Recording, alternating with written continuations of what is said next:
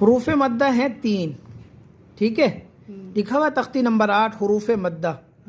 حروف مدہ ہوتے ہیں 3, واو, الف اور یا.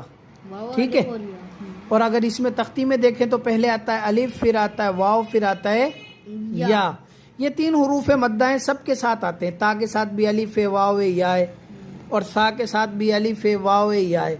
یہ تینوں حروف جو ہیں مدہ کہلاتے ہیں, یعنی ان کو مدہ کہتے ہیں تینوں حروف کو. الف سے پہلے زبر ہوتا ہے, دیکھو الف سے پہلے زبر ہے, واو سے پہلے پیش ہوتا ہے, یا سے پہلے زیر. تو اگر یہ ان کی نشانی ہے, الف سے پہلے زبر ہو, واو سے پہلے پیش ہو, یا سے پہلے زیر ہو, تو یہ تینوں حروف ایک الف کے برابر کھینچتے ہیں. جیسے با الف زبر با, با الف زبر با, با واو پیش بو, با واو پیش بو, با یا زیر بی, با یا زیر بی, با با